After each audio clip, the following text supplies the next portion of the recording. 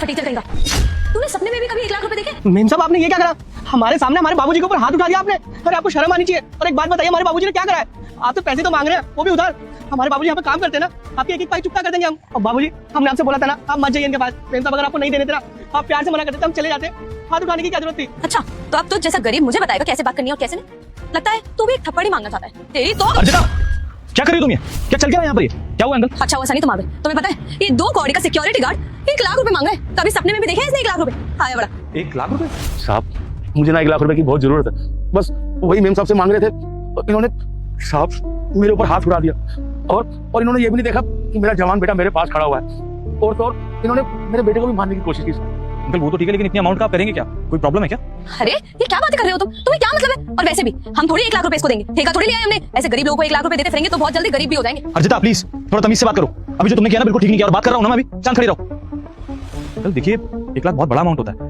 अगर मैं आपको दे भी देता हूँ तो आप वापस कैसे लौटाएंगे 1 लाख रुपए? साहब मुझे ना 1 लाख रुपए चाहिए।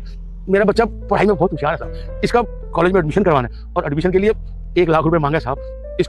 इसको कलेक्टर बनाना है साहब मेरे को, बस उसी के लिए मैंने पैसे मांगे थे और मेम साहब ने मुझे थप्पड़ मार दिया साहब। लेकिन 1 लाख रुपए बहुत छोटा अमाउंट नहीं होता। आप 1 लाख रुपए लौटाएंगे कैसे, इस बारे में सोचा है आपने? हाँ साहब, मैं आपके पास इतने टाइम से काम कर रहा हूँ, आपकी सेवा कर रहा हूँ साहब। मुझे जो सैलरी मिलती है ना, मैं उसमें से आधे पैसे कटवा के आस्ता आस्ता आपको 1 लाख रुपए वापस कर दूंगा साहब।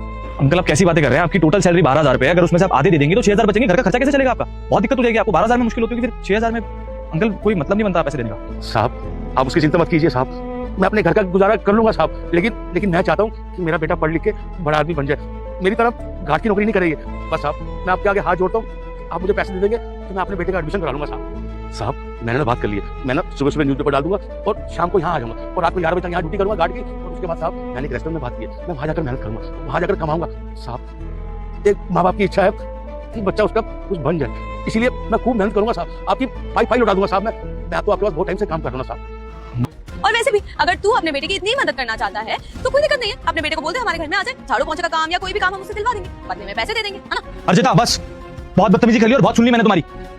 अरे उनकी उम्र का लिहाज तक नहीं किया तुमने यार, उन पे हाथ उठा दिया। अगर सोसाइटी में कोई देख रहा होगा ना तो उसमें मेरी बेइज्जती है अर्जिता कि तुमने किसी के ऊपर हाथ उठाया बुजुर्ग के ऊपर। हाँ। आपका बेटा साहब बहुत बहुत शुक्रिया आपका, आपने हमारी मदद करी। और जैसे बाबूजी ने बोले ना, हम मन लगा के पढ़ेंगे और एक दिन ना कलेक्टर बन के आएंगे जरूर। आपके पास ही आएंगे साहब सबसे पहले। आप बहुत बहुत शुक्रिया साहब, आपने हमारे ऊपर इतना बड़ा एहसान कर दिया।